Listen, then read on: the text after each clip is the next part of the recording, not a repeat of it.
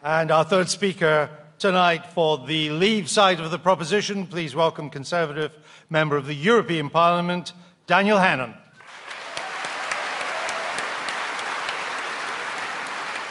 Ladies and gentlemen, I'm inviting you to make me redundant. And indeed, in the bargain, make Nigel redundant. And I wouldn't be doing that if I were not confident that there will be plenty of openings for newly unemployed MEPs in the boom that will come to this country after we've left the European Union. And I'll tell you why I am so confident about that prediction. If I put it in one word, it would be obsolete.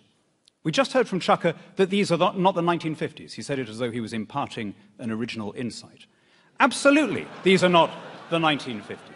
And that's why we have outgrown a top-down dirigiste construct, a hangover of an age when freight costs were high and refrigeration was expensive and regional trade blocs looked like the future. But, my friends, that world has been made completely redundant by technological advance.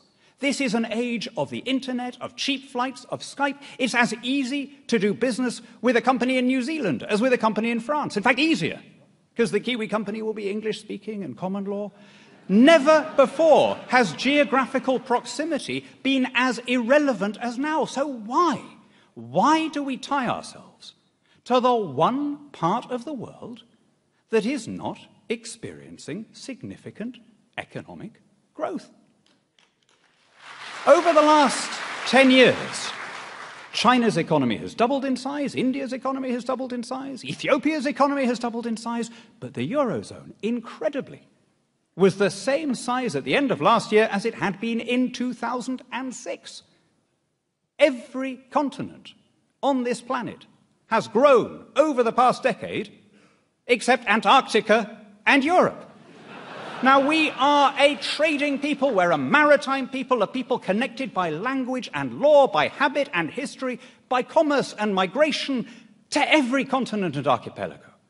We don't sit on great natural resources here. We have to make our way in the world by what we buy and sell. That means we have to be where the customers are. And as long as we're in the European Union, we cannot sign independent trade agreements with non-EU countries. The EU deal with Australia is being held up because some Italian tomato growers are currently challenging it. The EU deal with Canada is being held up because of an unrelated dispute about Romanian visas. How have we put ourselves in a position where we can't do those deals? Liz cited a few of the big international quangos and the Davos men who tell us that it's in our interest to stay. She said there's nothing in it for the little guy. Well, let me cite a couple of people who are leaders of the Remain campaign. Paddy Ashdown says, if we leave, it'll mean cheaper food. And Lord Rose says, if we leave, it'll mean higher wages. Now, I would have thought that if Liz is really interested in the interests of the working people that she says she's speaking for, she would give more weight to those opinions than to those of the tax-free Michelin-starred international quangocrats who she sees as the arbiters of our national interest. Why are we paying to belong to the world's only stagnant customs union, paying £19 billion gross, £11 billion net every year, right? To put this in context, in the last, we just heard about the cuts and, the Labour MPs were standing against all these coalition reductions. In the last Parliament, the 2010 to 2015 Parliament, according to the IFS, the entire austerity programme saved £36 billion. Over that lifetime of that same Parliament, our gross contribution to the EU was £85 billion. Our net contribution was £42 billion. So even if you insist on taking the net figure, that one clean excision would have wiped out the whole of the austerity programme and still given us enough left over to take a penny off income tax. But it's not just the financial price. It's the democratic price. We fought a civil war in this country to establish the principle that laws should not be passed nor taxes raised except by our own elected representatives. And now supreme legislative and executive power is held not just by people that you didn't vote for, but people who generally owe their position to having just lost elections, like Peter Mandelson and Neil Kinnock and now Jacques Sutton. It's only when they've been expressly rejected by their electorates that they are invited to come and legislate for us anyway.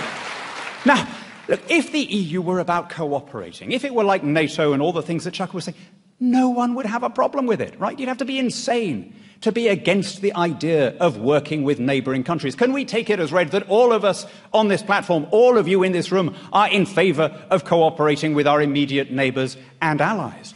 The problem is that it presumes to legislate for us, that it wants to take on the attributes and trappings of statehood. No one is talking. I mean, Nick trotted out all the cliches about drawbridges and throwing away keys. No one is talking about isolation. Right? Nowhere else in the world do countries apologise for wanting to live under their own laws. You know, New Zealand is not about to join Australia. And we don't go around saying, oh, these dreadful Australo-skeptics, when are they going to understand that they're a small offshore island clinging to outdated notions of sovereignty, right? Japan is not applying to join China, as far as I'm aware. And people don't say, oh, these bigoted Sino-skeptics, when are they going to get it through their heads that they've lost their empire? It is a natural, healthy thing for a democracy to live under its own laws while trading and cooperating with every other country in the world. We are the 5th largest economy on the planet. We're the 4th military power. We're one of 5 members of the UN Security Council. How much bigger do we have to be before we have the confidence to raise our eyes to more distant horizons and rediscover that global vocation which we once took for granted?